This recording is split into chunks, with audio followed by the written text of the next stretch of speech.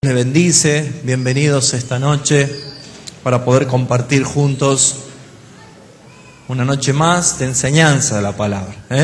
Bienvenidos a los que están por primera vez también, a los que se están sumando. Saben, yo pensaba que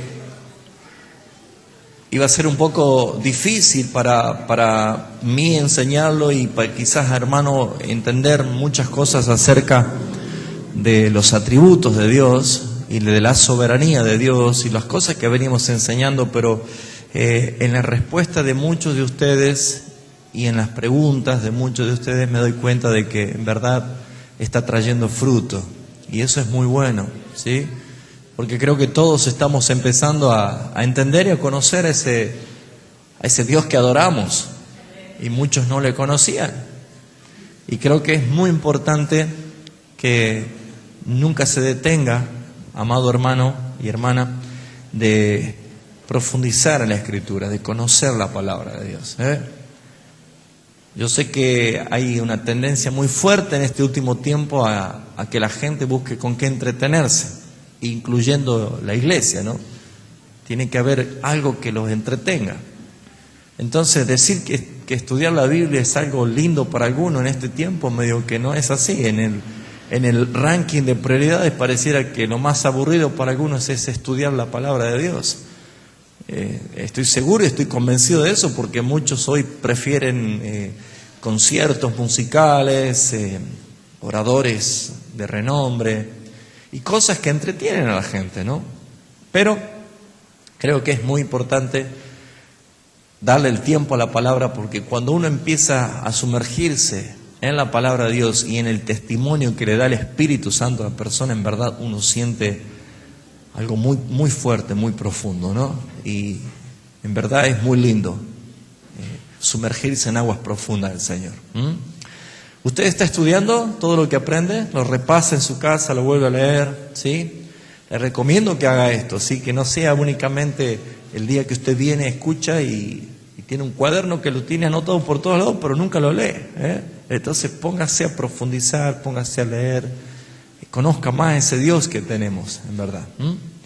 Así que bueno, hemos comenzado ya hace un par de semanas atrás, un mes atrás, a enseñar con una necesidad urgente sobre los atributos de Dios. Y hemos comenzado enseñando acerca de los decretos de Dios.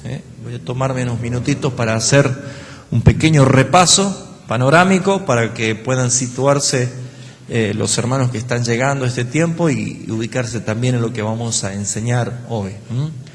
Hemos estado hablando acerca de el Dios de propósito, ¿sí? Todas las cosas fueron hechas por Dios para cumplir solamente el propósito de su voluntad. Dios es un Dios que no improvisa nada. Nuestro Dios es un Dios que ha decretado cosas desde la eternidad. Y entonces eso nos lleva a nosotros a comprender por qué muchas veces la Escritura dice, haciendo mención de que algo se hacía para que se cumpla la Escritura. Porque nada sucede sin que la Escritura o lo que Dios ha decretado se cumpla. Todo se va a cumplir y todo se está cumpliendo.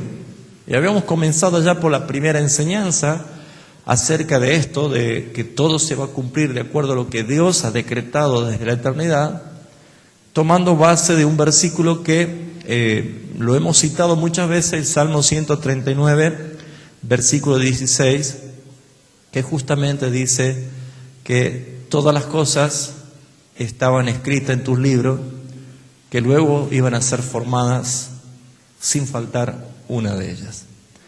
Entonces ese versículo hace referencia de que todo lo que Dios había determinado iba a suceder. El Salmo 115, versículo 3 también dice, Dios está en los cielos y lo que quiso hacer ha hecho. ¿Sí? Habla de un Dios que es soberano. Y eso nos llevó a nosotros a conocer acerca de la pluralidad de Dios, y hemos enseñado también acerca del Dios Padre, el Dios Hijo y el Dios Espíritu.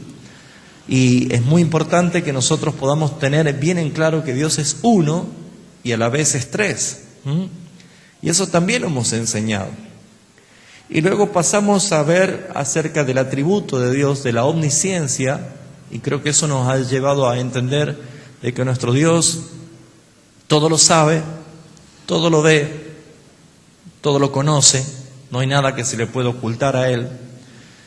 Y tener el Dios de omnisciencia, que es nuestro Dios, para aquel que milita en una vida seducida permanentemente por la carne y que más bien tiene tendencia a vivir una vida que oculta una realidad, no le simpatiza mucho el conocer que Dios todo lo sabe, ¿sí?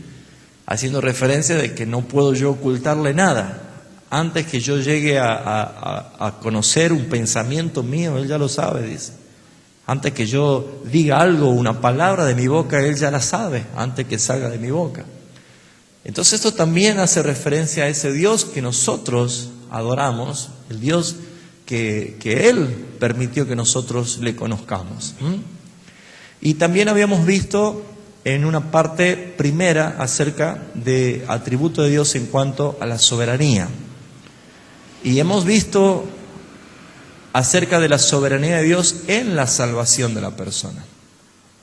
Y como esto es un tema bastante profundo, bastante discutido, voy a profundizar un poco más hoy acerca de esto, porque hablar de la soberanía de Dios hay muchas cosas que hacen referencia a lo que Él ha determinado.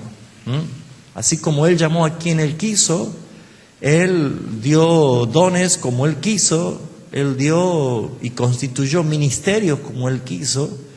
Y acá no va en que yo quiera ser apóstol, profeta, pastor, evangelista. Y por más que yo haga estudio, que haga seminario, que haga doctorado, máster en tantas cosas, eso no es algo que a mí me compete alcanzar. Yo no voy a llegar nunca a hacer algo si Él no me ha constituido. Y eso forma parte también de la soberanía. Pero eso lo vamos a ver el jueves que viene, porque hoy quiero profundizar un poco más acerca de esto y dejar mucho más claro todavía acerca de la soberanía de Dios en cuanto a la salvación de la persona. Yo no me imaginé que la primera enseñanza el día jueves iba a traer tanta repercusión en muchos hermanos. Tal es así que en varias entrevistas que tuve todos estos días, muchos de estos hermanos han llegado a plantearme acerca de dudas en cuanto a su salvación. Y esto es algo que creo que genera, más que nada, una necesidad de conocer qué es lo que Dios dice acerca de la salvación de la persona, ¿sí? Porque al fin y al cabo, todo ser humano sabe que un día va a morir. Y hay quienes no creen y niegan que hay una existencia de una vida eterna. Y esas personas no están pensando si se van a ir al cielo, si se van a ir al infierno, es directamente no lo tienen en cuenta.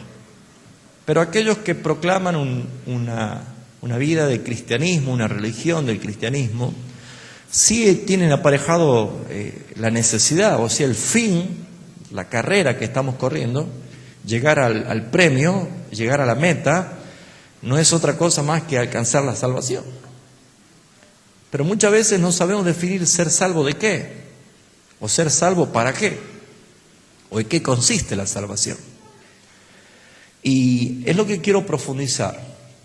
Pero hoy quería tomar referencia acerca de algo que había hecho mención el jueves pasado y que me gustaría que esta noche también lo podamos profundizar, más que nada para que podamos entender con mayor claridad acerca de esto de que soy salvo, pero ¿por qué soy salvo? ¿Por qué digo yo que soy salvo? ¿En qué participación tiene Dios en cuanto a la salvación de una persona? ¿Cuál es la obra del Espíritu Santo? ¿O qué es lo que hace el Espíritu Santo? Y nosotros habíamos visto en un comienzo, el primer día, cuando enseñamos acerca de los decretos del Dios soberano, habíamos hecho un panorama sin profundizar acerca de la presciencia de Dios. Eso es lo que Pedro hace referencia a la salutación en su carta, en su primera carta, en el versículo 2, el capítulo 1. Él dice: elegidos según la presciencia de Dios en santificación del Espíritu para obedecer y para ser rociados por la sangre del Cordero. Y Pedro ahí en la salutación nomás ya se tiró a aguas profundas, ¿no? Ya entró a un tema bastante fuerte como el de la presciencia de una elección hecha antes que todo exista. Y si tenemos que hablar de una elección que Dios escogió antes de que ningún ser humano exista, antes que no exista el mundo, que no exista nada, tendríamos que empezar a hablar de la soberanía de Dios. Porque eso que forma parte de la doctrina de la elección, para muchos le es muy chocante. Y como todos tenemos una naturaleza humana que todavía no hemos sido transformados, y tenemos una mente natural que todavía es corrupta, y que tenemos la tendencia de filtrar todo por nuestro pensamiento y tratar de entender todo, el profeta Isaías en el capítulo 55 decía: tus pensamientos no son mis pensamientos, ¿sí? Y tus caminos no son mis caminos. Hay una dimensión de altura, como son más altos los cielos que la tierra, así son mis pensamientos y así son mis caminos. Entonces, tratar de entender la soberanía de Dios con nuestra mente natural, pero corrompida, atrofiada por causa del pecado, es imposible. No trate de entenderlo. Aquí es justamente donde debe aparecer la fe. Y la fe justamente es lo único que nos permite a nosotros entrar a esa dimensión de creer y de aceptar. Porque cuando alguien trata de convencerse por lo que entiende, lo primero que sucede es que uno puede llegar a la conjetura de decir: Dios es injusto. Dios es injusto. Estoy haciendo un repaso, ¿no? El apóstol Pablo, previendo de que muchos iban a cuestionar acerca de la soberanía de Dios, en su carta a los Romanos, en el capítulo 9, él deja muy en claro, confrontando ese pensamiento que podía venir, haciendo una pregunta diciendo: ¿y quién te pensás vos que sos para altercar contra Dios o para cuestionar a Dios? Pablo dice que ¿acaso Dios es injusto? En ninguna manera. Ese capítulo 9 de Romanos, que es muy fuerte y muy contundente en cuanto a la revelación de que Dios es soberano para elegir, ¿sí? Es como que usted tiene la oportunidad de tener un negocio, ¿sí?, donde va a concurrir gente y esa gente va a estar entrando a su negocio. Podemos llamarle un comedor, un restaurante. ¿Se bajó el volumen? ¿No? ¿Está bien? ¿Escuchan bien? Y ustedes habrán visto que por lo general lugares públicos dice un cartelito: la casa se reserva el derecho de admisión. O sea, el dueño dice si quiere tener a alguien o no quiere tener a alguien dentro de su negocio, entonces tiene el derecho de admitir a quien él quiere. Lo mismo pasa en la propiedad que usted vive. Usted tiene autoridad legal del derecho de admisión. Usted puede decir quién va a estar en su casa y quién no va a estar en su casa. Es una cuestión natural. Ahora, si usted ejerce ese derecho, porque imagínense, si alguien llega a su casa de prepo sin pedirle permiso, o le dice: permiso, yo voy a estar acá y voy a vivir acá, y agarra la sala de su casa, el living de su casa, y arma allí una carpa iglú, pone todas sus cosas y dice: yo voy a vivir acá. ¿Usted cuál va a ser su reacción? ¿No lo va a echar afuera donde está el lloro y crujir de dientes? ¿No lo va a expulsar de su casa? ¿No va a tomar usted el atributo legal que la Constitución le da como un ciudadano que tiene su territorio, que paga sus impuestos? Usted va a hacer ejercicio de la ley y va a expulsar a una persona que se llama usurpador de su territorio. Ahora, fíjese usted que nosotros, para nuestra justicia, es justo de que alguien haga este tipo de cosas. Está haciendo a nivel nacional un alto comentario de un sacerdote que está queriendo desalojar 25 hectáreas aproximadamente de aborígenes acá en Tucumán. No sé si han visto ustedes las noticias. Y hay aborígenes de Tucumán que están marchando porque en forma injusta se quieren apropiar de una tierra que no le corresponde. Pero la ley acá le da la espalda, ¿no? A gente que son originarios, pueblos originarios. Pero fíjense ustedes que nosotros podemos decir, qué injusto que le estén sacando la tierra a esa gente. Qué injusto que alguien vaya a usurpar la casa de tal persona. Pero resulta ser que a nosotros nos parece justo de que alguien reaccione echando fuera a alguien que no es de ese lugar, pero sí por naturaleza nosotros decimos que Dios es injusto porque Él escogió quiénes van a ser salvos y quiénes no. Y este es el punto de que muchas personas se sienten mal. Este es el punto que muchas personas le cuesta digerir. Pero Dios en su soberanía, la Escritura está en todo lugar van a encontrar ustedes que la soberanía de Dios hace ejercicio de a quién Él va a salvar o a quién Él ha determinado salvar. Y vamos a encontrar nosotros que este mensaje, el mensaje de la salvación o el mensaje del evangelio del reino de los cielos, ha sido totalmente adulterado y ha sido desvirtuado del origen de la verdad y se ha suplantado y se ha sustituido por mensajes que no son bíblicos, que no son conforme a la sana doctrina y que no tienen nada que ver con el testimonio de la salvación, que no tienen nada que ver con la honra y la obediencia al plan divino y soberano de Dios. Y acá encontramos algo muy importante. Deberíamos nosotros tener este criterio, deberíamos nosotros tener esta convicción. ¿Cuál es la convicción? De que si Dios es soberano y Dios determinó desde la eternidad, hay algo que nosotros debemos decir, Señor, si esto es algo que Él ya lo hizo y solamente se está cumpliendo el ejercicio de todo lo que Él determinó, deberíamos empezar a decir nosotros, ¿cuál es el motivo por el cual yo o mi vida no está viviendo acorde a lo que Él me ha llamado a hacer? Y acá empezamos a encontrar muchas cosas. El problema es la sorpresa de haber creído o haber estado convencido de algo que no es original. Según el apóstol Pedro dice que tenemos la palabra profética más segura, que es la Escritura. Y por esa razón, al salirnos de las bases escriturales y al no tener conocimiento de la doctrina de Dios revelada en las Escrituras, hemos llegado a creer y a convencernos de algo que no es bíblico. ¿Y se acuerdan que habíamos dado el ejemplo del billete falso? Cuando hay evidencias de que el billete es falso y vos no lo sabés y empezás a ver las pruebas y te da la triste noticia de que tu billete es falso, ese billete no sirve para nada.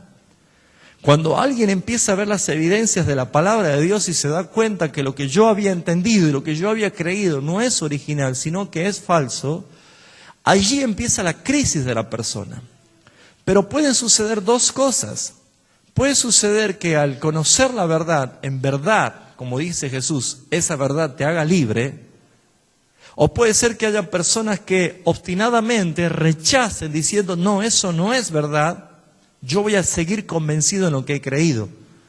Y lamentablemente, la palabra de Dios dice en Proverbios que hay caminos que al hombre le parecen rectos, pero recién cuando llegan al fin se dan cuenta que ese fue un camino de muerte.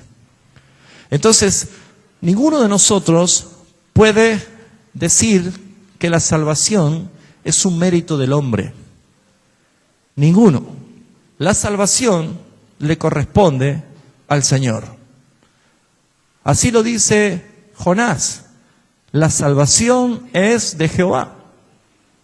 Porque Él es el que determinó todas estas cosas. Pero lo que quiero compartir hoy es para que nosotros podamos conocer algo más acerca de algo que ha sido discutido de hace muchos años. Allí por el año 1516-17, nació en Francia un hombre que alcanzó a tener mucha sabiduría, mucha inteligencia, pero aún desde adolescente se volcó al estudio de leyes, se volcó al estudio de cosas que eran muy profundas, e incluso también se dedicó a estudiar todo lo que era la presencia eclesiástica, todo lo que era la religión. Este hombre se llamó Juan Calvino. Pero Juan Calvino alcanzó realmente a ser considerado como uno de los padres de la Reforma. Uno de los más conocidos fue Martín Lutero. Pero Juan Calvino tuvo algo muy importante, que es el que pudo refutar a un teólogo holandés llamado Jacobo Arminiani. De ahí viene la teoría o la doctrina arminianista, y que él puso 5 fundamentos, 5 evidencias que eran muy contrarios a la Escritura. Y una de las cosas que Arminiano rechazaba era la soberanía de Dios en la elección de la persona. Y Calvino tuvo que responder con 5 puntos, los 5 puntos que estaban. Y entonces uno podría decir en pleno siglo XXI, ¿qué tiene que ver eso que pasó allí? Tiene que ver mucho.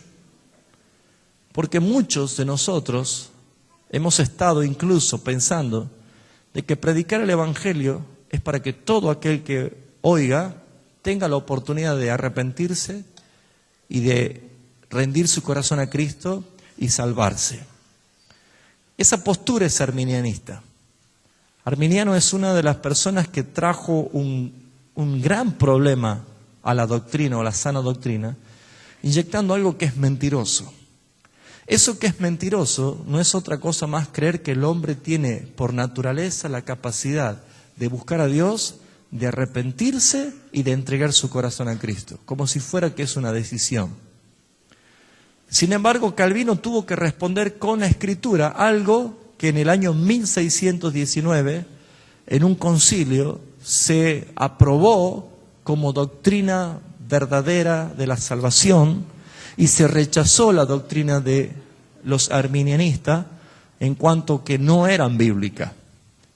Y esta noche quiero expresar algo de esos 5 puntos, pero no haciendo referencia totalmente a lo que Arminiano expuso, sino lo que está en la Escritura. Y eso es algo que nos tiene que llevar a nosotros a entender mucho más sobre la soberanía de Dios en la elección de la persona. Y esto quiero compartir con ustedes, por eso traje algunas cosas escritas sobre la doctrina, para que podamos entender.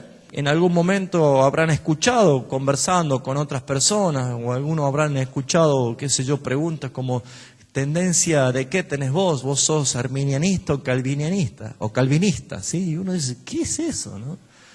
Hay otras cosas más que ellos pudieron poner como evidencia. Pero yo quiero en esta noche, como una base o como una herramienta que históricamente nos va a servir para asociarla a lo que la palabra de Dios dice, me es muy importante porque son 5 puntos muy fuertes. Y son 5 puntos que son bíblicos. Pero a veces hay que decir las cosas como son. Es como que a veces uno piensa que por la forma que se dice es menos fuerte, ¿no? Si una persona tiene un cáncer, ¿qué diferencia hay que el médico le diga tiene cáncer a que le diga, sabe, usted tiene cáncer? No hay ninguna diferencia. Por más que le diga con una sonrisa y todo amablemente, le está diciendo lo mismo. Entonces a veces hay cosas que en aquella época, no ahora porque ahora nadie muere en una hoguera por decir que opina diferente, pero en aquella época decir algo en contra de una fuerza tan grande como la Iglesia de Roma y ser considerado una persona que protestaba, en verdad traía aparejado situaciones muy peligrosas. Y incluso hasta exponer la vida, ¿no? Porque lisa y llanamente le prendían fuego y quemaban sus libros junto a la misma hoguera y allí se terminaba todo. Entonces, quiero hacer referencia tomando algunos conceptos de estas ponencias para que usted pueda conocer. ¿Usted quiere aprender algo más? ¿Sí? Y si tenemos que sacar nosotros una conclusión de acuerdo a la convicción del Espíritu, nosotros podríamos alinearnos a través de la sana doctrina con el concepto que fue presentado por Calvino allí aprobado en el 1619. Fíjese usted. Pero como esto fue algo que fue rechazado, y yo hice mención hace 2 enseñanzas atrás, de otro hombre llamado Carlos Finis. ¿Se acuerdan que hablamos de él? Y Carlos Finis es una persona que sin tener ninguna preparación bíblica, simplemente por sus conceptos de un doctor de la ley, empezó a ver que realmente tenía mucho que ver la Biblia con lo que él había aprendido y tuvo una extraña conversión o una conversión muy fuerte. Se internó en un bosque y él quería tener una experiencia con el Espíritu Santo. Y bueno, ahí dice que el Espíritu Santo reiteradas veces lo bautizó, tuvo varios choques de fuego, decía él, de tal manera que él inmediatamente dijo: Dios me ha dado la posibilidad de poder empezar a predicar el Evangelio. Y lo primero que hizo Carlos Finis es rechazar la doctrina ortodoxa de la evidencia que el Evangelio de la salvación, que es bíblico, es en cuanto a la elección soberana de Dios. Y él dijo: no, la persona puede llegar a convertirse si decide entregarse a Cristo. Como que la responsabilidad es totalmente del hombre y que el hombre puede alcanzar esa salvación. Desde allí es que se ha comenzado históricamente, porque muchos hacen campaña y ni siquiera saben por qué hacen campaña. Déjeme decirle que Pedro no hizo ninguna campaña en Jerusalén. Lo que sucedió fue que el día del derramamiento del Espíritu Santo, donde estaban esos 120 en una habitación, en un aposento alto, sucedió algo tan grande que por esa explosión de poder que hubo allí, todos salieron a la calle y la multitud de la gente que estaba allí vio con evidencia que algo había pasado.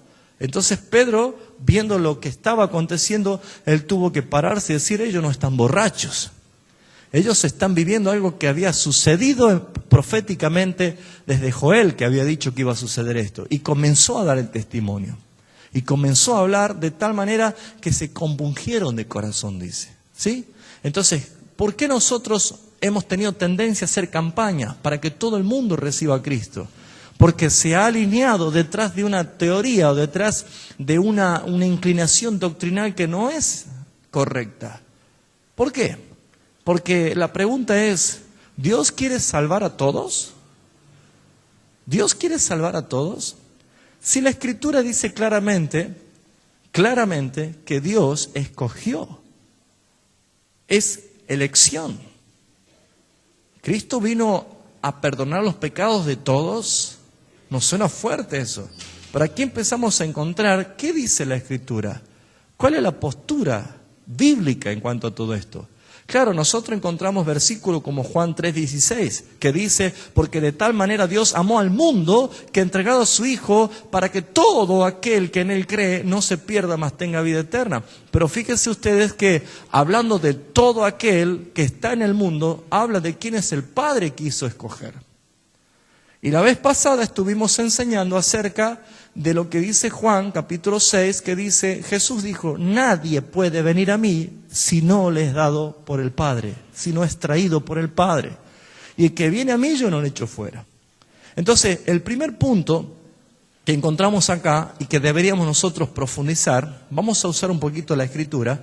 Vamos a ir a Mateo 24 para que usted pueda ver claramente que Jesús está hablando de escogidos. Mateo capítulo 24.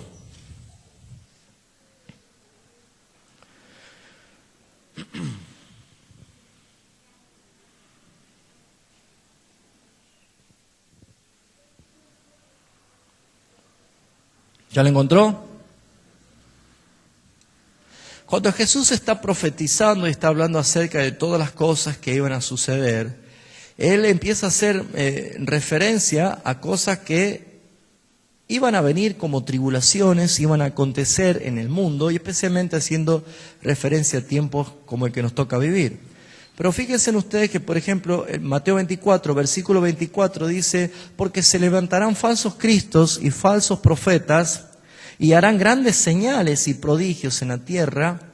Dice: de tal manera que engañarán, si fuere posible, aún los escogidos, aún a los escogidos. Quiero que prestemos atención a ese versículo. Nunca dice Jesús que va a engañar a los escogidos.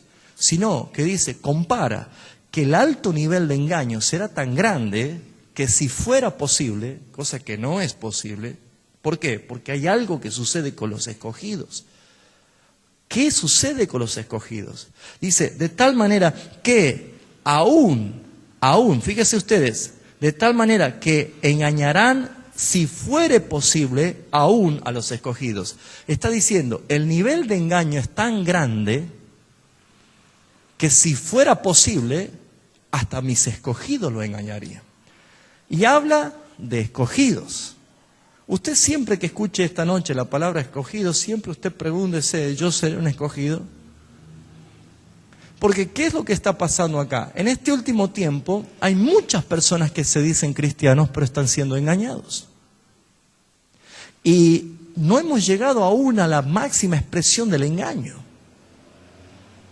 Con el viento del engaño que ha comenzado a soplar allí por la iglesia primitiva después del año 300, mejor dicho, después del primer siglo, la iglesia primitiva comenzó a sufrir mucho ataque de engaño, tal es así que el mismo apóstol Pablo y el apóstol Juan incluso hace referencia a muchos engañadores que estaban con nosotros, que salieron de entre nosotros. Personas que se metían disfrazados como lobos, personas que eran los que querían perturbar la sana doctrina. Fíjense en que eso fue un problema que ya existía ya. Ahora, imagínense el alto nivel de engaño que está profetizado y que está sucediendo en este último tiempo. Acá Jesús dice que si fuera posible, aún hasta los escogidos podrían llegar a ser engañados. ¿Me está entendiendo lo que le quiero decir, no? Entonces, ¿qué podemos entender de esto? Habla de una elección, habla de ser escogidos. Veamos otra cosa que Jesús dice en Juan capítulo 15. Juan capítulo 15, versículo 16, vuelve a hacer referencia allí a un acto soberano de elección. Juan capítulo 15, dice el versículo 16, Jesús dijo esto, no me elegiste vosotros a mí. No me elegiste vosotros a mí, sino que yo os elegí a vosotros. Y os he puesto para que vayáis y llevéis fruto y vuestro fruto permanezca, para que todo lo que pidiereis al Padre en mi nombre, Él os dé. Pregunta, ¿el Padre le tiene que dar a toda persona o es a los escogidos? Fíjese usted que es muy clara la palabra, pero hacemos decir de la Escritura cosas que no son. Habla a través de elección. Juan capítulo 17, en esa oración intercesora, vamos a ver algunas cosas muy importantes. Vamos a leer algunos versículos de allí. Dice el versículo 9, yo ruego por ellos,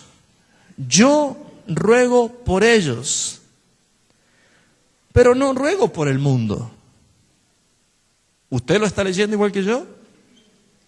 Jesús dice, yo ruego por ellos. Yo no ruego por el mundo, sino por los que me diste.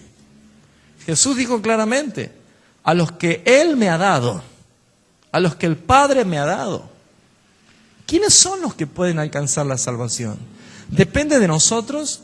Hemos dicho que Dios es el dueño de la salvación, que Él es el que escoge, que Él es el que llama, el que elige, el que desde la eternidad determinó quiénes serían salvos. Y fíjense ustedes que dice el versículo 10, y todo lo mío es tuyo, y lo tuyo mío, y he sido glorificado en ellos. Ya no estoy en el mundo, mas estos están en el mundo. ¿Habla de quiénes? De los escogidos, de los elegidos de Dios. Yo voy a ti, Padre Santo, a los que me has dado, guárdalos en tu nombre, para que sean uno, así como nosotros. Pregunta, ¿dentro de una congregación son todos uno? No. Pero ¿quiénes son unos? Los escogidos. Por eso es que esto echa por tierra de que la iglesia de acá es la iglesia de Cristo, la iglesia de allá es la iglesia de Cristo, la iglesia de allá es la iglesia de Cristo. Y la iglesia es una sola.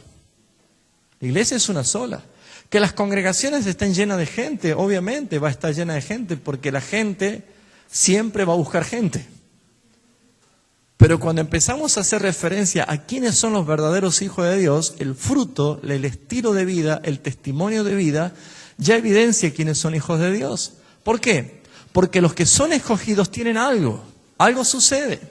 Y vamos a ver primeramente que la salvación se lleva a cabo por esa pluralidad de Dios en la Trinidad. El Padre es quien elige. Diga conmigo, Dios Padre es el que elige. Muy bien, Cristo es el que muere por ellos. Cristo vino a morir por los que el Padre escogió. ¿Me entiende? ¿Y el Espíritu Santo qué hace? El Espíritu Santo hace efectiva la muerte de Cristo al traer a los escogidos al Padre. La obra del Espíritu Santo es que aquellos que el Padre escogió y que Cristo murió para perdonar todos sus pecados y limpiarlos de todo pecado, la obra del Espíritu Santo es hacer que esos escogidos vengan al Padre, lleguen a Él. Por eso Jesús dijo, nadie puede ir al Padre sino por mí. Él es el camino.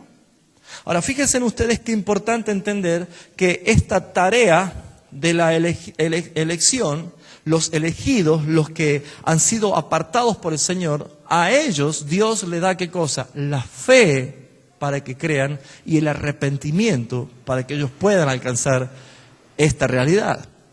Si una persona no tiene vida, no va a poder escuchar, no va a poder hablar, no va a poder expresarse, no va a poder buscar a nadie porque está muerta. Cuando Dios es el que obra en cuanto a la elección, en cuanto a la obra de Cristo, de la redención y la obra del Espíritu Santo para revivir esa persona y traerla a propósito del Padre, allí es donde se ve el fruto. Pero mientras tanto, la doctrina de la salvación soberana de Dios ha sido reemplazada por un acto emocionalista de que la persona simplemente escucha un mensaje conmovedor, te dicen 2 o 3 cosas acerca de tu condición de pecado y hace que la persona decida por Cristo. Mire, muchas personas pueden decidir por Cristo, pero Jesús dijo claramente en Mateo 7:21, en aquel día muchos me dirán, Señor, ábrenos. Y él le dirá, yo no lo conozco. No les conozco, porque hay un plan perfecto de Dios. Entonces, ¿qué son los 5 puntos que Calvino hace referencia refutando a la teoría de Arminiano? El primer punto hace referencia a la depravación total o a la inhabilidad total. Una persona que está impedida de poder salvarse por sí mismo. Acerca de esta obra de la depravación total o el pecado desparramado en todo ser humano, ¿sí? En todo ser, hace referencia más bien a la manera extensiva más que intensiva, ¿sí?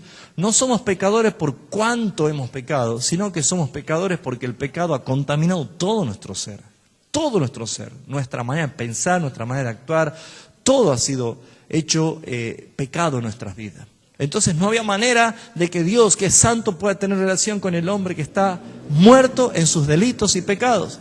Entonces lo primero que manifestó aquí es que el hombre está lleno de pecado, la inhabilidad total.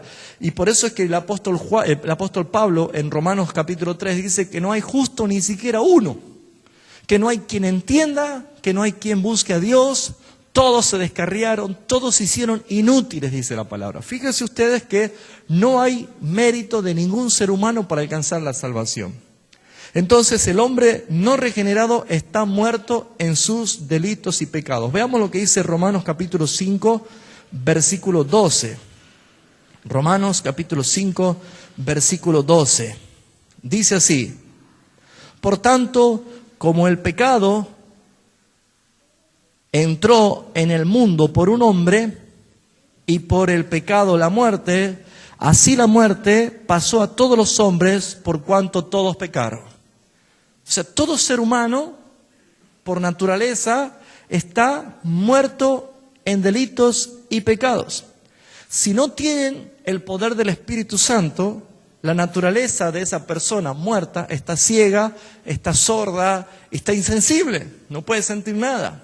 Ahora, quiero explicar esto conforme a lo que Pablo revela en Romanos 8, haciendo referencias desde el 29 en adelante, que dice, a los que antes conoció, a estos los predestinó. Y a los que predestinó, a estos también los llamó.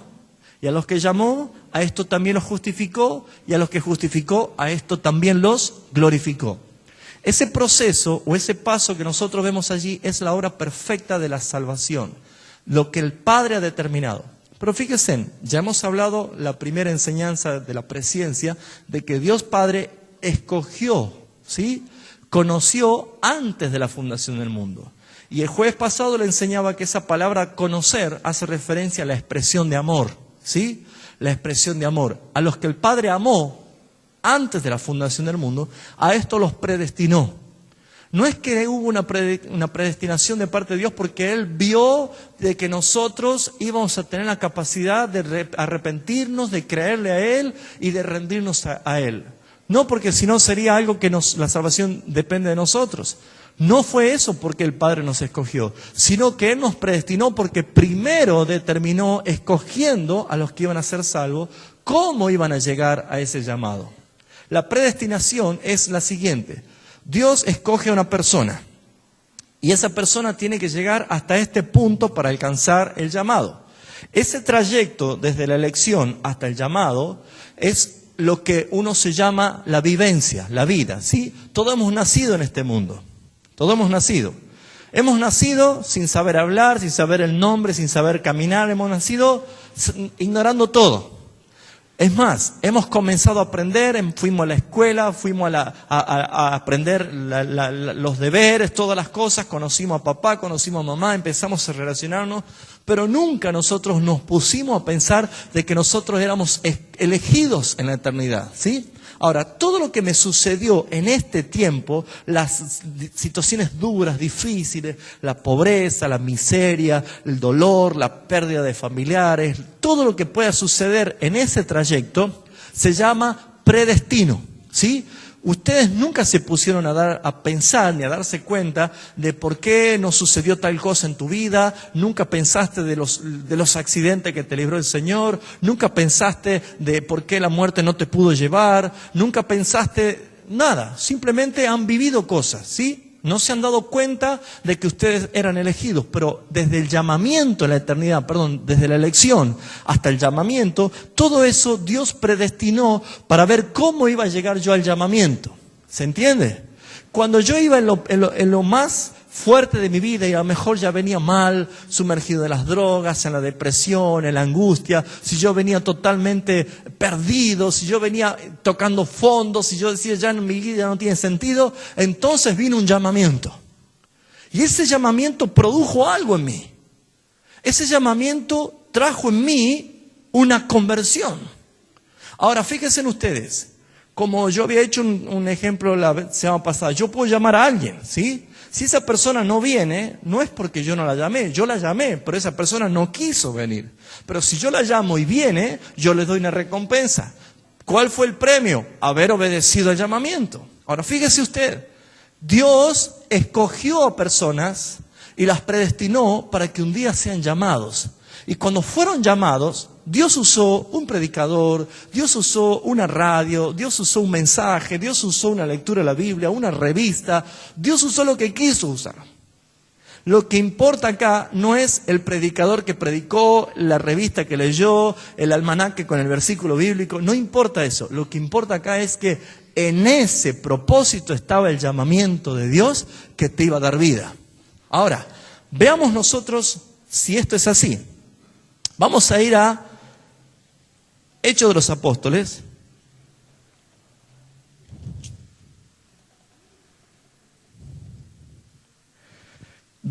Capítulo 13, versículo 48. Por favor, presten atención a ese contundente versículo de elección eterna de Dios.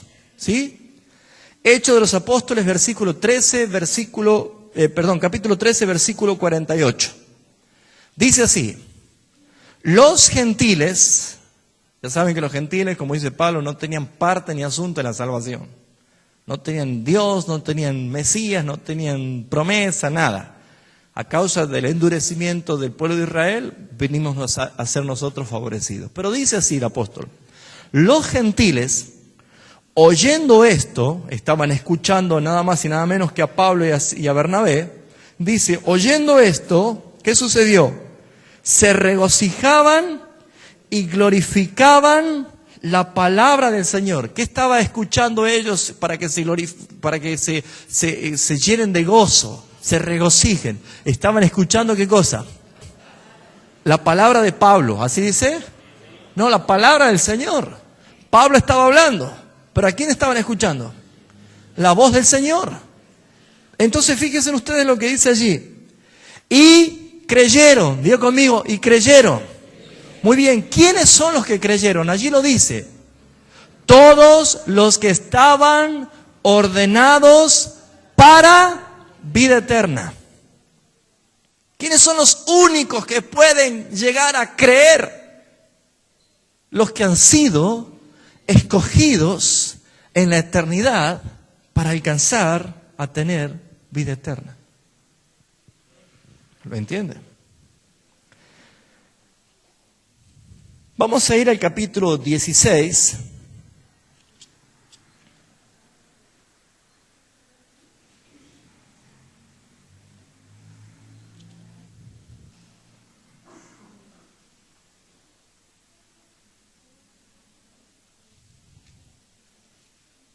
De Hechos de los Apóstoles.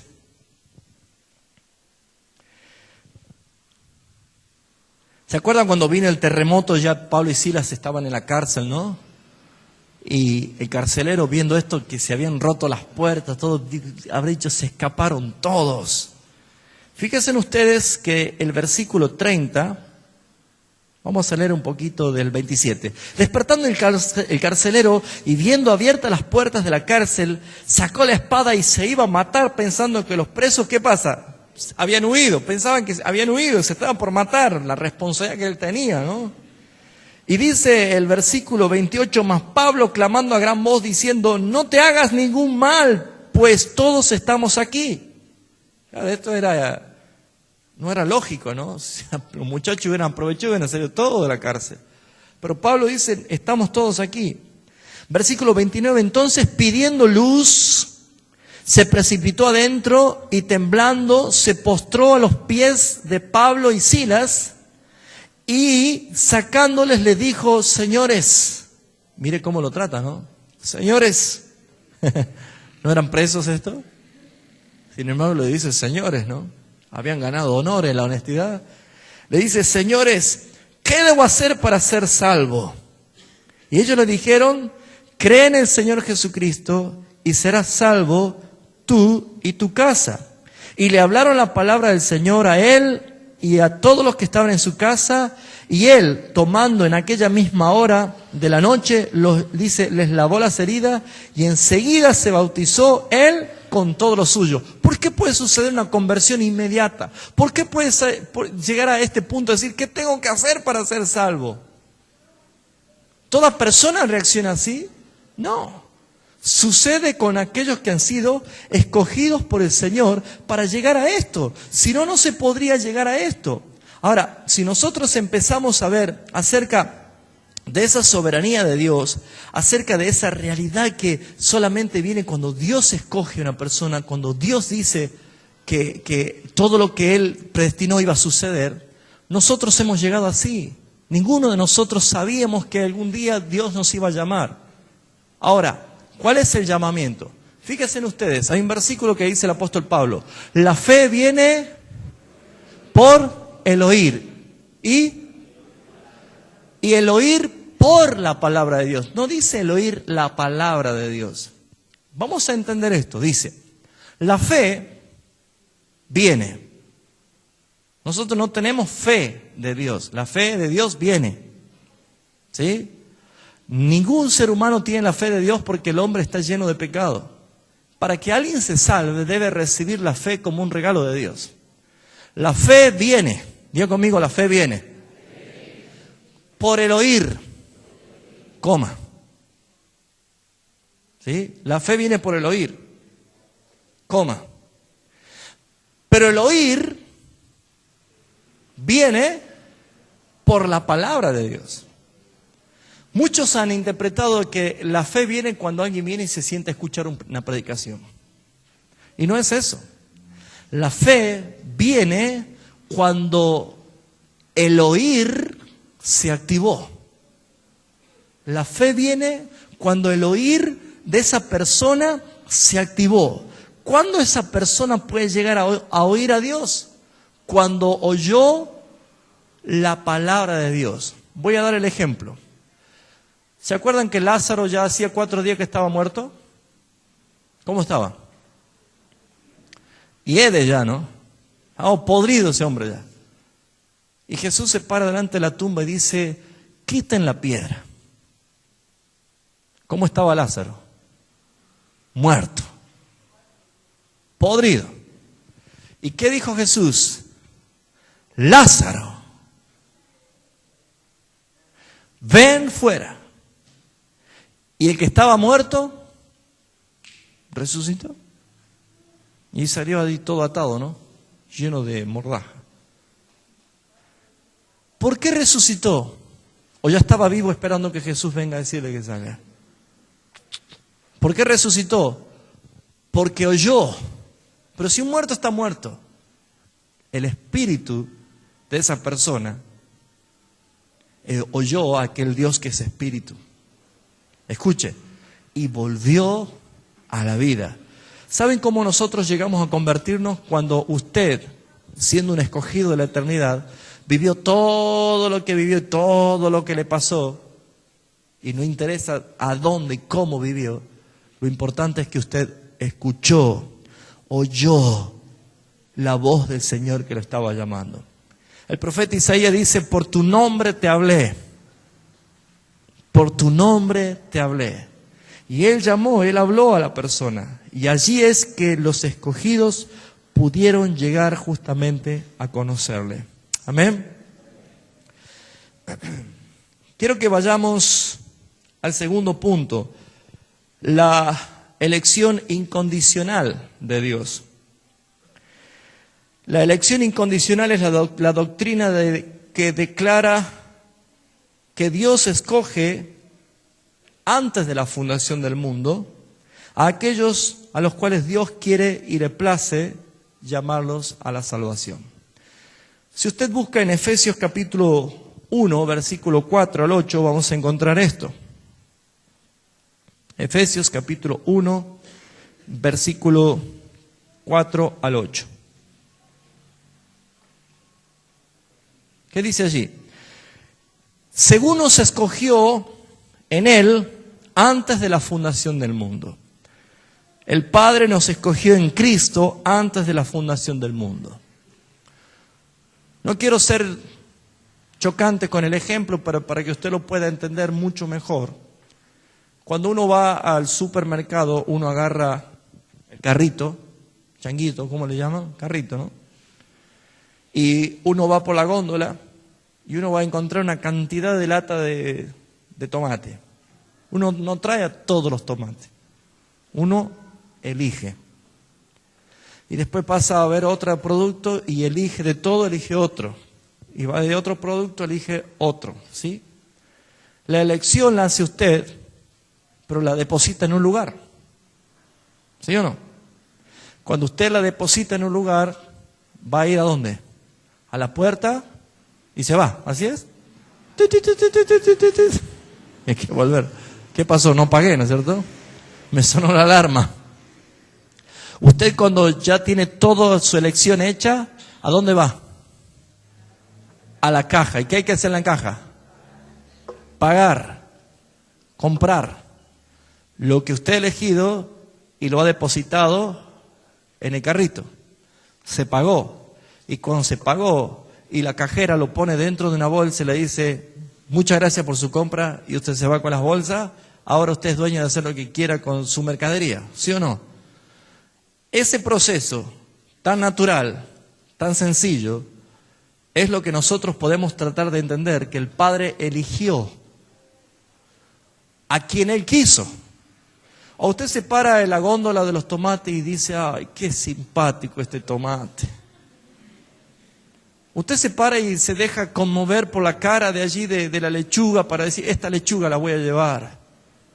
No, usted simplemente elige porque usted es soberano para elegir. ¿Sí o no? El Padre eligió porque Él es soberano. Y porque eligió, porque Él es soberano, dice, fuimos elegidos según Dios en Cristo. En Cristo, porque ¿quién es el que iba a pagar? Cristo, en Él, fuimos en Él. Y Él es el que murió, Él es el que pagó. Y por esa razón es que vemos nosotros que acá dice, antes de la fundación del mundo. ¿Cuándo se llevó a cabo esa elección? Antes de la fundación del mundo. ¿Cuándo el Cordero fue inmolado? Antes de la fundación del mundo. Fíjese usted que hace referencia a que todas estas cosas han sucedido antes que el mundo exista. Y dice claramente, ¿para qué? Para que fuésemos, fíjese, para que fuésemos, ¿qué cosa? Santos y sin manchas delante de Él. El proceso de esa elección y de esa santificación es para que nosotros, los que hemos sido elegidos, nos presentemos un día delante de Él, santos y sin manchas. ¿Me está entendiendo? Ese es el proceso de la elección y de la santificación del Señor. Pero hasta acá nosotros vemos esto. Dice el versículo 5, en amor, habiéndonos predestinados para ser adoptados hijos suyos por medio de Jesucristo, según el puro afecto de su voluntad. No hay otra cosa más que su soberanía y su voluntad perfecta. No hay otra cosa que nosotros podamos decir, Dios me ha salvado a mí porque yo soy una persona buena, porque yo hago buenas obras. No. Él nos escogió, el Padre, por su sola soberanía. Y al entender esto, vamos a darnos cuenta de que hay algo que hace el Señor. Él es el que provee de fe a los elegidos. Él es el que le da el arrepentimiento para transformación. Por lo tanto, toda persona que ha sido escogida por el Señor no puede hacer otra cosa más que ¿qué? Que obedecer al llamamiento. Obedecer al llamado. Si Dios te escogió y un día llega el llamamiento y dice, bueno, basta ya de haber vivido la vida que llevabas. Se terminó, ponele punto final a tu manera vieja de vivir. Yo te estoy llamando hoy porque te escogí antes que el mundo exista. Dios hace esto. Por eso dice Isaías 46, 9 y 10, dice, todo lo anuncio yo desde el porvenir, desde el principio, lo que aún no había sido hecho. Y mi consejo permanecerá para siempre, haré lo que yo quiero. Por eso debemos entender nosotros de que la elección de Dios en la eternidad es para que un día el Señor te llame. Y si Él te llama es porque no le interesa lo que hayas hecho en ese tiempo de que estabas transicionando. No le interesa. Puesto que uno habrá sido homicida, otro habrá sido ladrón, otro habrá estado en cualquier cosa. ¿Saben por qué no le interesa? Porque Él, desde la eternidad, ya te había escogido y el Cordero de Dios había sido inmolado para que un día acudas al llamado. Y cuando Él te llama, entras en vida. Cuando Él te llama, entras a vivir una verdadera transformación. Amén. Porque el verdadero convertido, el verdadero hijo de Dios, empieza a vivir una vida diferente. Empieza a vivir algo que es totalmente diferente. Odias lo que Dios odia, aborreces el pecado, ya no te deleitas, no disfrutas de las cosas que son temporales. Eso no enseña la religión. La religión te hace que simplemente le apliques un poco de solvente indoloro a tu problema, pero no te lo soluciona. El único que ha venido a darte la verdad es cuando Él abre tus ojos.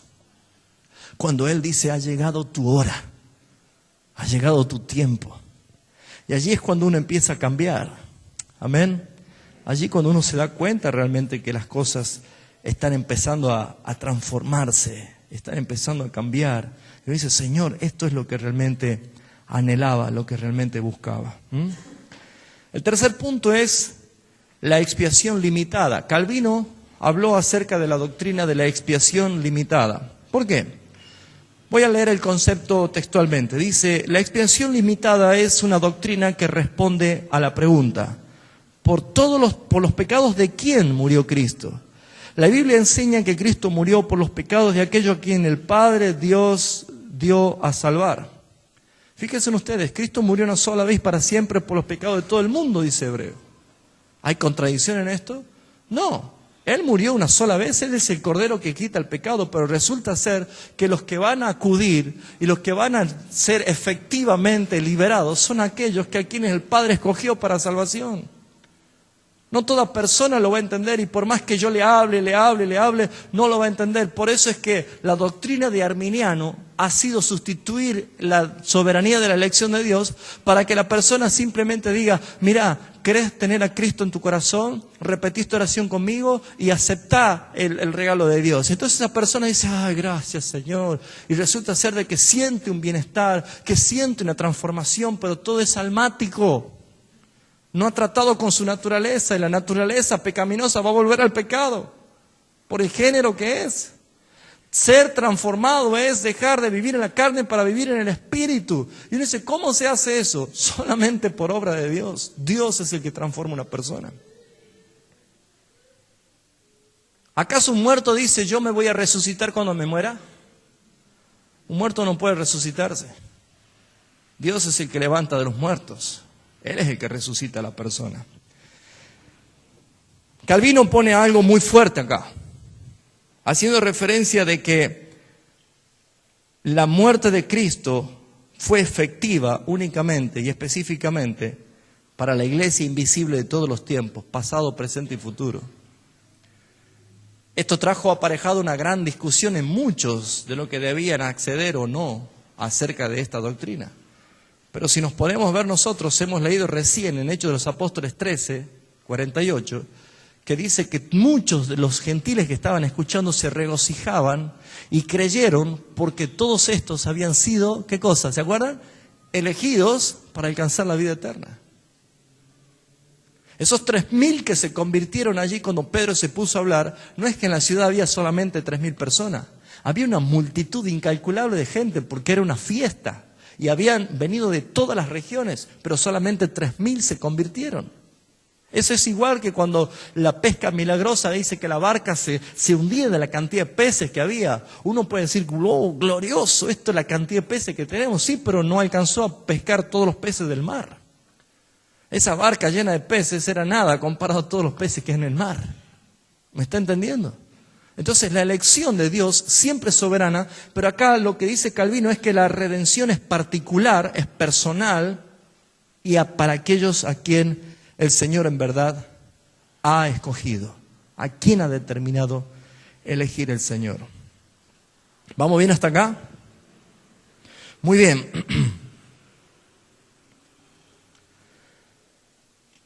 Vamos a ir un poquito más adelante. A menudo esta doctrina algunos encuentran objeciones, particularmente aquellos que piensan que la obra de la expiación limitada de Cristo va en contra del movimiento evangelístico. ¿Por qué? Porque ¿qué hace el evangelista? Quiere que todo el mundo se salve, ¿sí? Entonces yo puedo llegar a convencer a una persona de que se arrepienta, pero si no es el Espíritu Santo que trajo convicción y no es el arrepentimiento que vino de parte del Padre, esa persona se va a ir al infierno pensando que está salva. ¿Se entendió? Entonces, aquí vemos nosotros de que Juan capítulo 6, versículo 37 dice algo, Jesús, que es muy contundente en cuanto a esto. Juan capítulo 6, versículo 37 dice, todo lo que el Padre me da, vendrá a mí. Y el que a mí viene, no le echo fuera. Todo lo que el Padre me da, vendrá a mí. Y al que a mí viene, no le echo afuera. Fíjense ustedes que acá Jesús habla claramente acerca de los que el Padre le da. Cristo hace su obra redentora y regeneradora con aquellos que el Padre escogió. No hay manera. Y esto cuesta entenderlo. Y algunos piensan esto es injusto, porque estamos acostumbrados nosotros a una manera de predicar y de evangelizar que no es bíblica. Y hermanos, les digo así simplemente para que ustedes empiecen a escudriñar la Escritura y a darse cuenta de que Dios en su soberanía escogió quiénes van a ser salvos y quiénes no. ¿O no dijo Jesús, hoy estarás conmigo en el paraíso? A uno que estaba muriendo al lado de él. Esa persona no tuvo la oportunidad ni siquiera de bajar a bautizarse. Esa persona no pudo hacer nada, ni siquiera una buena obra como para ganar una corona. Esa persona no tuvo oportunidad, que usted la tiene, de hacer cualquier cosa, pero allí en esa cruz estaba hablando de que no es las obras la que te salva. Ese estaba escogido. Y la predestinación decía que incluso hasta el último suspiro de vida, estando en una cruz de Calvario, al lado del Mesías, ese hombre iba a encontrar salvación. ¿Se entiende? Es de la soberanía de Dios. A quien Él quiere compadecerse, se compadece, dice Pablo en Romanos 9. Y Él tiene misericordia, dice, de quien quiera tener misericordia. Colaborame el versículo que había compartido anoche de Lidia. ¿Vamos bien hasta acá? La muerte de Cristo no fue una muerte de expiación potencial o simbólica, sino que en verdad se llevó a cabo en el cumplimiento de lo que había sucedido en la eternidad. Esto es importante que nosotros podamos entender, hermanos, porque ¿quién puede llegar a conocer la salvación genuina de Cristo, sino que el Padre le abra los ojos, les abra los oídos para que pueda entenderlo? Quiero que escuchen ese versículo que está en Hechos de los Apóstoles, hablando de Lidia, una mujer vendedora de púrpura. Hechos 16:14. Entonces una mujer llamada Lidia, vendedora de púrpura de la ciudad de Tiatira, que adoraba a Dios, estaba oyendo. El Señor le abrió el corazón para que estuviera atenta a lo que Pablo decía. ¿Y el 17? Y el 15 dice, El 15. Cuando fue bautizada junto con su familia, nos rogó diciendo, si habéis juzgado que no sea fiel al Señor, hospedaos en su casa, y nos obligó a quedar. Fíjense ustedes qué curioso, ¿no? Había una mujer que adoraba a Dios y escuchaba la palabra de Dios, pero no estaba convertida. ¿Conoce gente ustedes que va todos los sábados a adorar a Dios y escucha las predicaciones, pero no está convertido todavía? Lidia era una mujer que de oficio era vendedora, ¿sí? Una vida secular en el comercio, pero que dice allí el versículo 14, que adoraba a Dios. ¿Es evidencia de salvación alguien que adora a Dios? No. Puede tener un buen deseo de adorar a Dios, pero la salvación no se llega adorando a Dios. Era una mujer que adoraba a Dios. Y mire también lo que hacía. ¿Qué estaba haciendo cuando Pablo estaba hablando? ¿Qué estaba haciendo ella? Adoraba a Dios y ¿qué dice? Y estaba oyendo. Pablo estaba predicando, Pablo estaba enseñando acerca del reino. Ella, una mujer que había ido a adorar a Dios y estaba así como uno de ustedes esta noche, oyendo lo que Pablo predicaba. ¿Saben cuál es la diferencia entre muchos que terminan un sermón y se van a la casa y siguen igual? A otros que en verdad son transformados. ¿Cuál es la diferencia? Que actúa Dios, que el Padre le abre el corazón, que el Padre le llamó y le dijo que ella había sido conocida en la eternidad. La transformación de una persona viene por el oír, y el oír viene por la palabra de Dios. Una persona puede estar 30 años, 40 años y dice, 40 años hace que sirvo a Dios en la iglesia.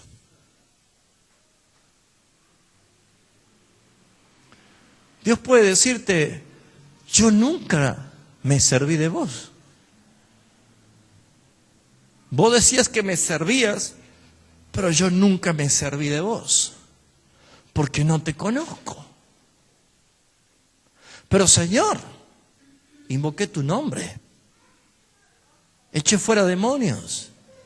¿Quién puede echar fuera demonios? ¿Alguien que está convertido? No. ¿Sabe por qué los demonios se van? Por el nombre de Cristo. Hola, ¿escuchó? Así que ni siquiera los milagros ni las señales son evidencias de que una persona sea verdaderamente convertido. Lidia, una vendedora de púrpura que adoraba a Dios y estaba oyendo la palabra de Dios, Dios le abrió el corazón. para que ella esté atenta a lo que Pablo estaba diciendo y allí fue transformada. ¿Me está entendiendo? Si Lidia hubiera tenido la oportunidad de tener tantos mensajes anotados como usted lo tiene en el cuadernito, probablemente hace cuánto se hubiera convertido, ¿no? Pero mire, hay hermanos que hace un año están viniendo y ya tienen por lo menos 2 o 3 cuadernos llenos de diseños que han anotado. Hay otros que vienen hace 4 años y ya tienen enciclopedia. Y otro que hace 10 años que ya está congregando ya tiene, mire, una biblioteca nacional. No me pierdo un mensaje. Los tengo a todo anotado. ¿Saben, hermanos? Nada de eso te salva. Porque la salvación es de Dios. A quien Él quiere endurecer, endurece. Y a quien Él quiere utilizar, utiliza. Él es soberano. ¿Cuál es la diferencia que encontramos nosotros entre ser usado y el ser escogido? Dios puede usar a una burra para que predique, pero la burra no se va a salvar. ¿Me entiende? Dios puede usar cualquier cosa o a cualquier persona porque Él es soberano. Pero los que Él escogió es como un vaso que Dios escogió para llenarlo de la fe que te da la salvación, de la fe de Dios que te llega a creer, que te lleva a convertirte verdaderamente en un hijo de Dios. Entonces, hermanos, una de las cosas que refutaba Calvino a Arminiano es acerca de la gracia irresistible. Arminiano decía que uno si quiere puede rechazar la gracia de Dios. Y sin embargo Calvino dice que cuando en verdad Dios te abre los ojos, cuando el Señor te llama, no hay quien pueda resistir a su llamado. ¿Se acuerdan que un día el profeta dijo, dijo el profeta Jeremías que él no quería hablar más, nunca más quería hablar más de él ni profetizar, pero dice que había un fuego que lo consumía, ¿no? Y que no podía. Él estaba llamado para eso. Sí, Eduardo. San Juan 5, 24, 25 dice, de cierto os digo, el que oye mi palabra y cree al que me envió, tiene vida eterna, y no vendrá a condenación, sino que ha pasado de muerte a vida. De cierto os digo, viene la hora, y ahora es, cuando los muertos oirán la voz del Hijo de Dios, y los que la oigan vivirán. Ahí está. Usted estaba muerto y escuchó la voz del Señor y revivió. Esa es palabra. Y lo dijo Jesús. Lo dijo el mismo Señor. ¿Me está entendiendo? Allí Jesús también en Juan 10 dice, mis ovejas oyen mi voz y me siguen. Ese es el punto. Ese es cómo es la salvación. Los únicos que pueden llegar a oír la voz del Señor son los que han sido elegidos. ¿Me escuchó, hermano? Los que han sido escogidos por el Señor para salvación. Y si usted es una persona que ha sido escogida para salvación y ya acudió a su llamado, usted ha sido justificado, por lo tanto debe dar la evidencia de esa justificación por medio de la santificación. Todos los días debe vivir apartado del pecado. No puede un hijo de Dios estar enredado en las cosas del pecado y las cosas de este mundo. La palabra de Dios dice claramente que es una separación total, es un apartamiento. Dios te ha separado para que no te enredes en las cosas del mundo. Santificarse es la tarea que los hijos de Dios tienen todos los días hasta que seamos transformados. Porque Él te dice santo, Él te declaró santo por la obra expiatoria de Cristo, pero santificarse todos los días es una tarea de negarte a ti mismo, de renunciar a los apetitos de la carne, de crucificar la carne todos los días. La tarea es, como dice el apóstol Pablo, de hacer morir lo terrenal en tu vida, de no darle lugar a los pensamientos de tu carne. Hermanos, yo no entiendo por qué hay personas que se dicen hijos de Dios y dicen y escuchan más lo que su corazón dice. Yo no siento adorar a Dios, yo no siento bendecir, yo no siento cantar, yo no siento congregarme. Hermano, ese sentir viene de un corazón que según Dios es corrupto. y perverso y engañador más que todas las cosas. Usted no está para sentir, dice el apóstol Pedro, que ha sido elegido para obedecer. Y el cuerpo de Cristo se direcciona por una única cabeza que es Cristo. Usted necesita de mí como yo necesito de usted y como usted necesita de su hermano. ¿Por qué? Porque acá no es que yo soy más que ustedes. Todos somos miembros de un cuerpo cuya cabeza es Cristo. Y todos hemos recibido dones como Él en su soberanía lo quiso repartir. Y Él apartó a los que Él quiso apartar para sus ministerios, para servir a los santos, para la edificación de la iglesia. Entonces aquí encontramos cosas que decimos, Señor, entonces, ¿en qué consiste la iglesia? ¿Qué es la iglesia? El apóstol Pablo dice que es un misterio. El cuerpo de Cristo es un misterio. Pero lo que sí puedo saber es que yo formo parte de ese cuerpo. Y que si en verdad he sido transformado por acudir al llamado, Él me ha dado dones. ¿Para qué? Para servir a mis hermanos. Para nutrir a mis hermanos, para edificarlo. ¿Me está entendiendo? Vamos a ir terminando. La gracia irresistible. Como resultado de la gracia irresistible de Dios, es la respuesta positiva del elegido al llamamiento interno del Espíritu Santo, cuando el llamado externo puede haber sido hecho por medio de una palabra de un predicador, ¿sí? Usted puede escuchar un mensaje de alguien. Y a lo mejor alguien dice, che, qué feo que tuvo el mensaje. Y acá hay una persona que está quebrantada, está compungida, está rendida.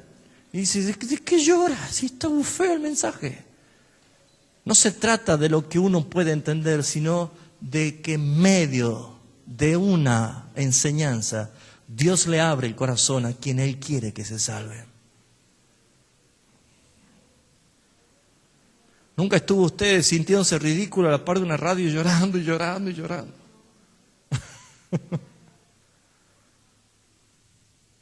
A usted le causa gracia, pero a veces yo mismo me escucho, me veo en los videos y termino yo llorando, dándole gracias al Señor. Pareciera que el que habla es otra persona. Y es así, el que habla es otra persona. ¿Cómo es posible? Porque Dios a quien quiere le da. Hay gente que dice, no me gustó la palabra, no me gustó la enseñanza. Y no se trata de que si le gusta o no le guste. Usted se puso a pensar que en un auditorio donde está mucha gente puede haber uno a quien el Señor quiso hacer misericordia y transformarlo. Acuérdese de Juan capítulo 5, el paralítico de Betesda. Una multitud de enfermos yacía y el Señor sanó a uno. ¿Por qué? Porque el Padre le mostró al Hijo que ese hombre hace 38 años que estaba esperando que alguien lo sane. Y no tan solo lo sanó, sino le dijo, vete, tus pecados te han sido perdonados. ¿Me está entendiendo? Nunca descalifique lo que Dios puede hacer. Jamás. De la única manera que Dios no va a actuar es cuando hay incredulidad. Jesús lo hizo en Galilea. No había entre ellos alguien que el Padre haya escogido. Por eso es que no le creían a Él mismo. Pero cuando hay escogidos de Dios, aunque sea uno, es suficiente para que el Padre derrame todo su amor, toda su gracia. Vamos a ir cerrando un poquito el concepto. Vamos a Romanos capítulo 9.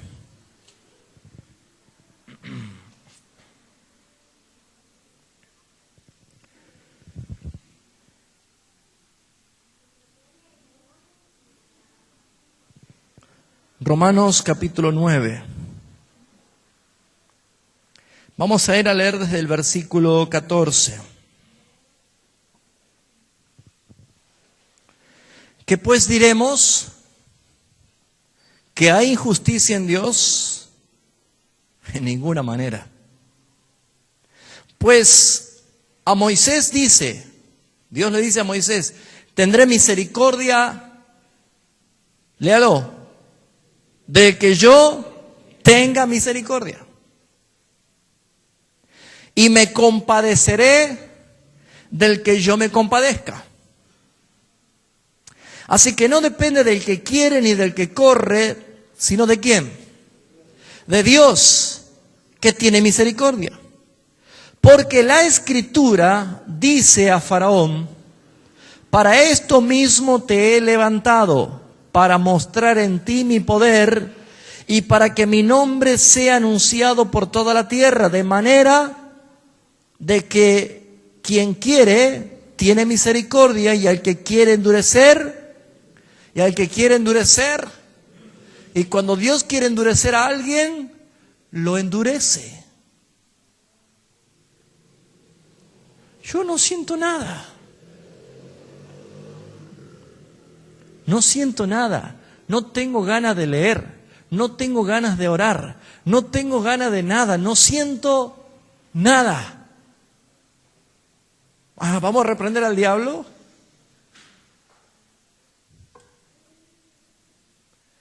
Usted leyó igual que yo que Dios a quien quiere endurecer, endurece.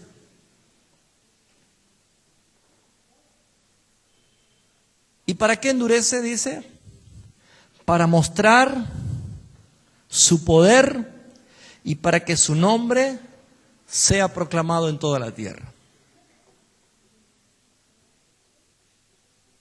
¿Cuántos quieren que el Señor muestre su poder? ¿Cuántos quieren que el Señor proclame su nombre por toda la tierra? ¿Estaré dispuesto a que Dios utilice tu vida endureciéndote? Porque es un juego de palabras, un juego de preguntas también, ¿no? Yo quiero que su nombre sea glorificado, pero ¿me va a endurecer a mí? Dios endurece a quien Él quiere, dice. Soberanía de Dios. Pero fíjense en ustedes que a veces nos cuesta entender esto, porque decimos, no, Dios no puede hacer esto porque si lo hace es injusto. No es injusto, es soberano. Y mire lo que dice después, versículo 19. Porque me dirás, ¿por qué pues inculpa? Porque ¿quién ha resistido su voluntad? Mas antes, oh hombre, ¿quién eres tú para que alterques contra Dios, con Dios? ¿Dirá el vaso de barro al que lo formó, ¿por qué me has hecho así? ¿O no tiene potestad el alfarero sobre el barro para hacer de la misma masa un vaso de honra y otro de deshonra? Fíjese el 22. ¿Y qué? Diga conmigo, ¿y qué? Fuerte esa palabra, ¿no? Esa expresión. ¿Y qué? Si Dios, queriendo mostrar su ira, escuche, Dios también quiere mostrar su ira.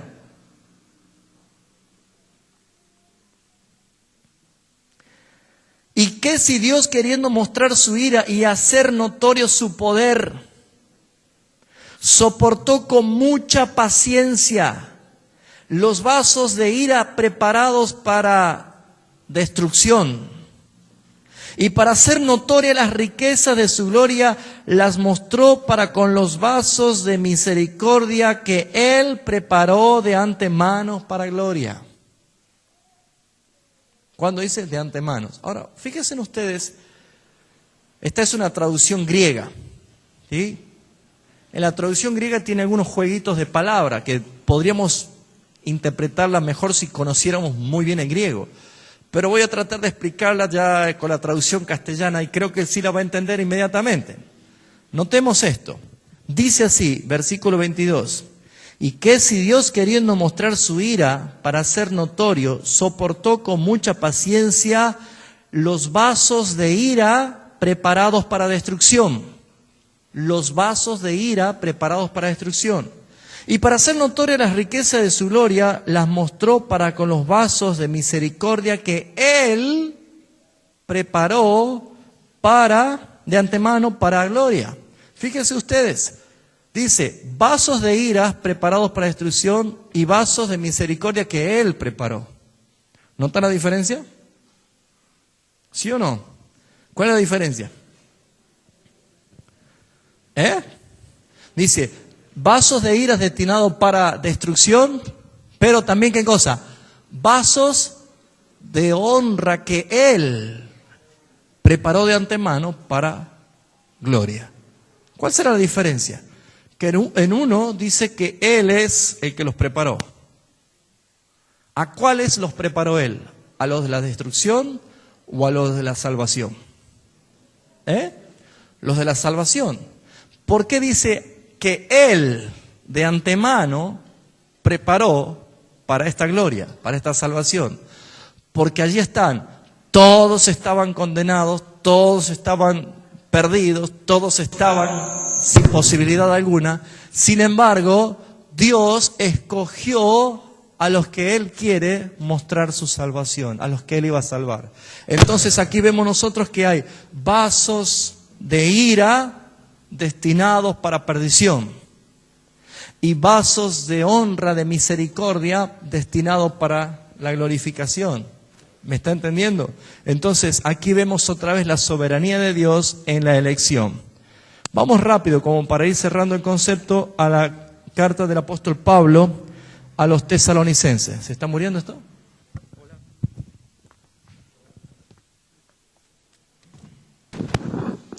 Vamos a ir a la primera carta de Pablo a los tesalonicenses, capítulo 4.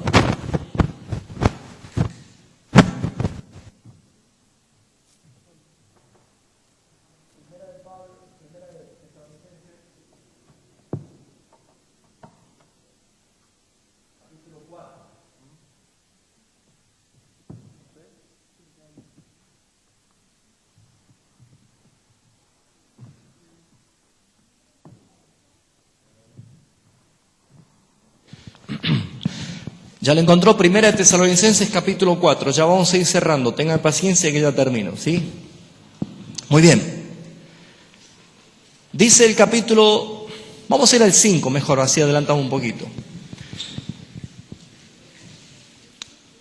En el capítulo 5 de Primera de Tesalonicenses dice el versículo 5.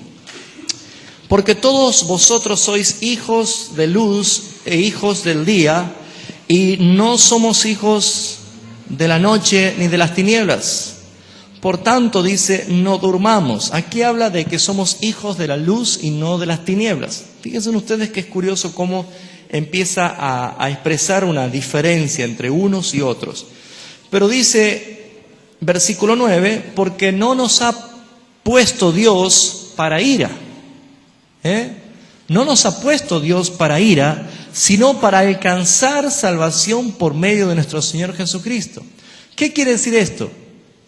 Pablo le está hablando, ustedes que han sido escogidos por el Señor, Dios no nos ha puesto para ira, sino para alcanzar salvación.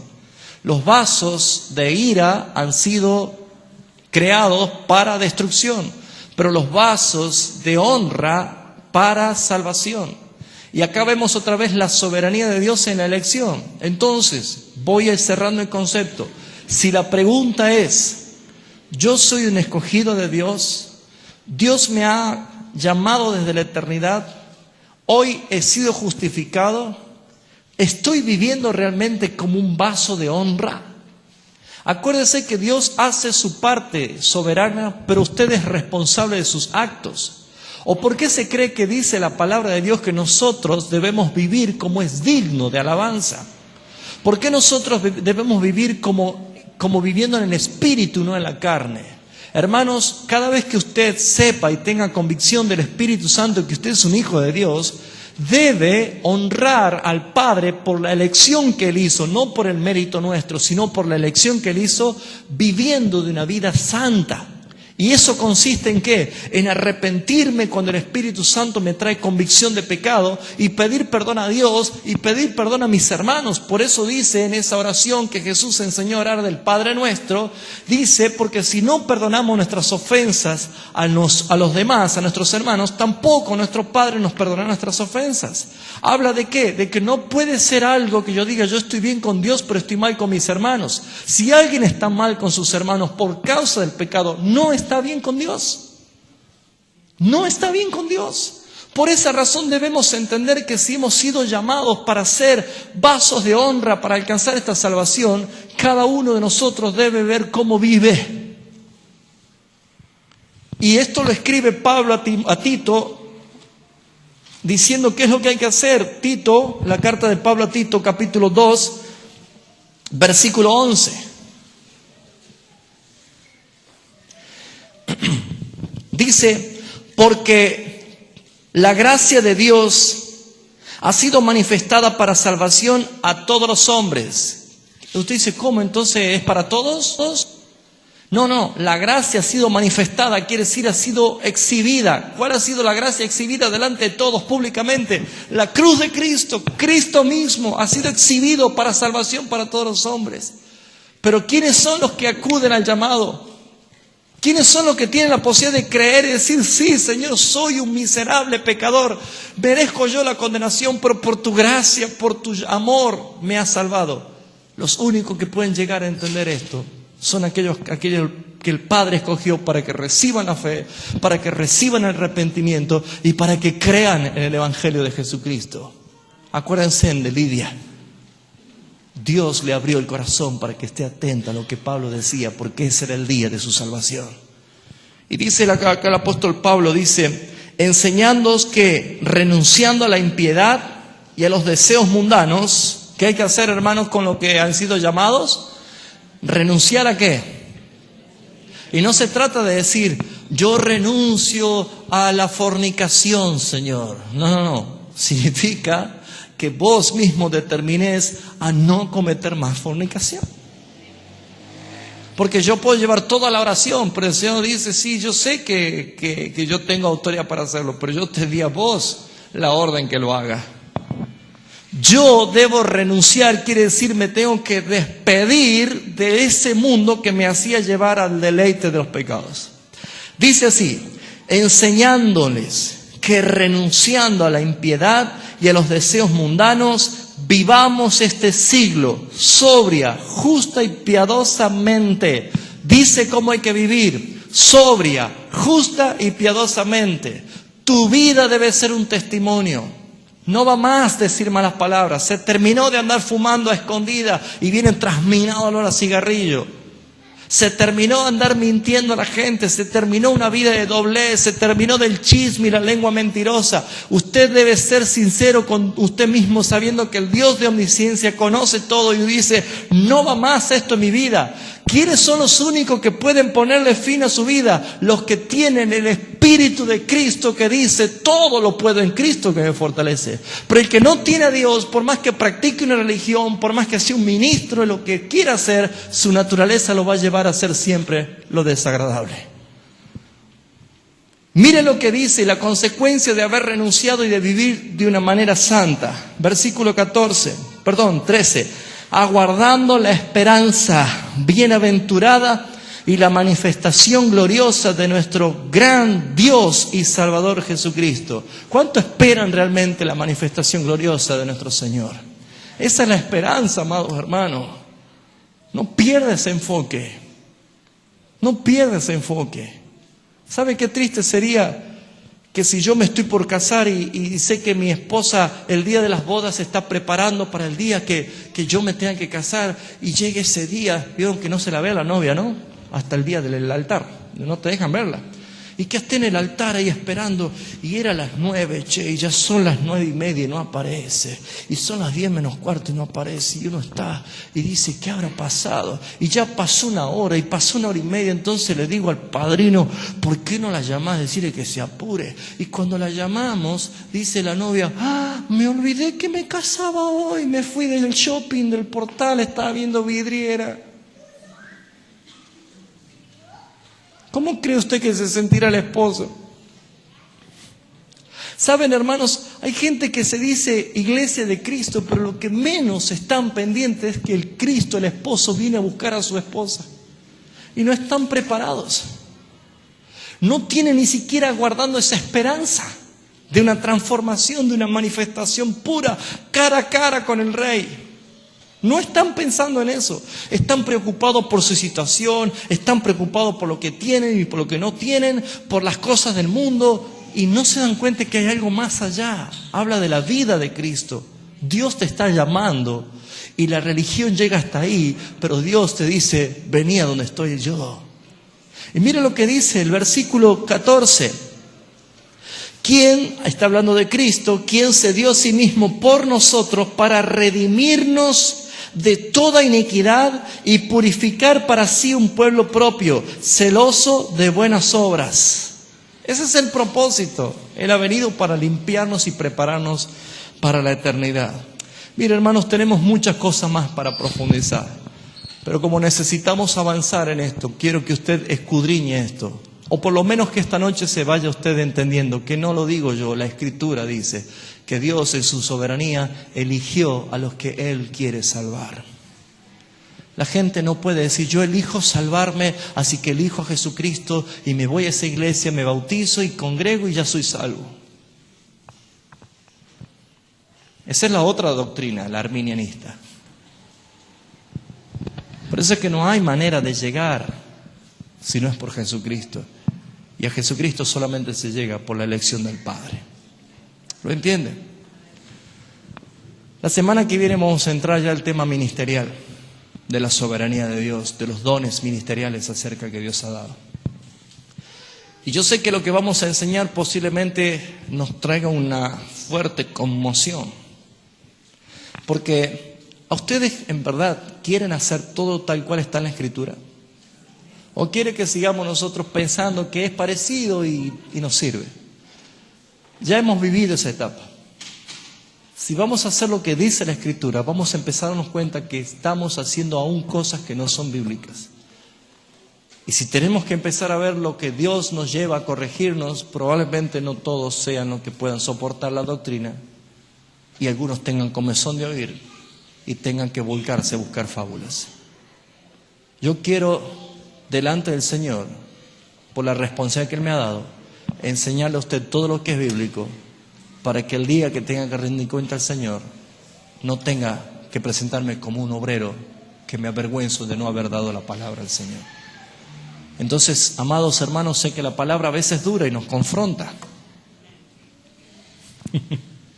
nos sacude, pero el fruto que trae la palabra es glorioso. Amén. ¿Está dispuesto a cambiar? ¿Seguro? Y si el Señor te dice, todo lo que has hecho está mal,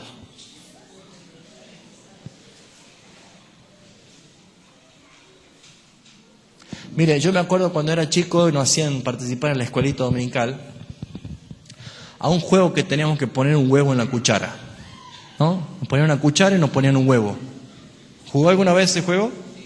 Terrible, ¿no? Estresante. Y usted no sabe lo que era caminar con el huevo. Y el huevo no era huevo duro, era un huevo crudo. Si se caía, descalificado. Y uno trata de caminar para no tirarlo al huevo y llegar. Pero cuando ve que ha pasado el otro más rápido, y ya se olvida del huevo, ¿no? Y empieza a correr. Y bueno, uno se arriesga de que se rompa o no se rompa, pero había un juego que era peor. ¿Saben cuál era el juego que era peor? Que usted lo habrá sufrido como yo. El juego de la vela. ¿Alguna vez jugó ese juego? ¿Sí o no? ¿Sabe lo que era? Salían 3 o 4 chicos con la vela prendida y tenían que llegar a la meta. Y si la vela se apagaba, había que volver acá, que me prenda la vela. ¿Y cuándo iba a alcanzar? Bueno, usted sabe que si Dios dice, hey, ¿a dónde vas? A la patria celestial. Bueno, pero se te apagó la vela ya. Usted está dispuesto a decir, bueno, vamos a empezar de nuevo. ¿Quiere empezar de nuevo? Mire, yo les recomiendo que los que andan con la velita apagada empiecen de nuevo. Porque hay una profecía que dice, dile, Amós 9:13, para el que lo quiera anotar, dile que vendrán tiempos que el que está sembrando va a alcanzar al que está por cosechar. Hay otros que hace cuánto que han sembrado y ya están a punto de cosechar. Y este que recién están sembrando ya le ha crecido igual que a mí. Y está por cosechar conmigo. ¿Saben por qué? Porque hay un principio. Que los últimos, lo que hace el Señor por segunda vez mejor que la primera vez. Prestale atención. No voy a hacer cosas que estás por empezar en el mejor momento de tu vida, aunque pensés vos que es el peor. Vengo dolido, vengo perdido, vengo frío, vengo vacío, no tengo nada, no siento nada. ¿Sabes que cuando dices toqué fondo? Vamos, digo conmigo, toqué fondo. Dice el Señor, bienaventurados los pobres en espíritu, los que tocan fondo espiritualmente, porque de ellos es el reino de los cielos. Cuando alguien se dice, no doy más, Señor, necesito empezar de nuevo, comienza una nueva etapa. Comienza en verdad la verdadera vida que agrada al Señor. Si eres un escogido, Dios te llamó, Dios te justificó, y por las cosas de este mundo y por la propia concupiscencia tu vela se apagó, empezá de nuevo, porque dice el Señor, nadie las arrebatará de mi mano. ¿Entiende? Entonces, lo único que usted tiene que hacer es estar encendido en el fuego del Señor para que Él sea glorificado. Porque todo lo hizo Él. Él te llamó, Él te predestinó, Él te justificó, Él hizo todo. E incluso te va a transformar dentro de poco. Amén. Vamos a darle gracias al Señor, vamos a orar.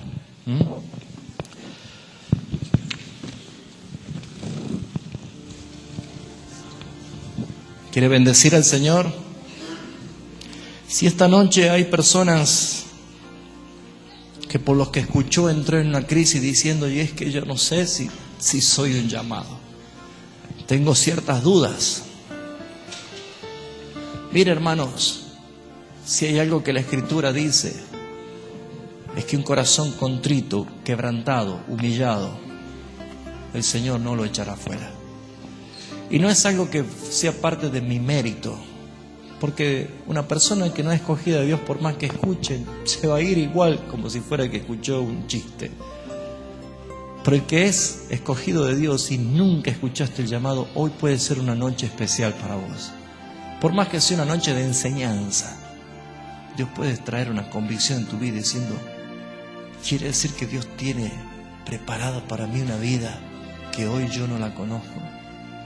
Sí, Dios tiene una vida preparada para vos que no la conoces y que vale el esfuerzo de vivirla. Realmente vale el esfuerzo. Amén. Pero Dios es el que abre el corazón de la persona. Clámale al Señor. Búscale al Señor. Porque solamente los que Dios escogió tienen la posibilidad de buscarle. Búscale. Búscale al Señor. Oramos.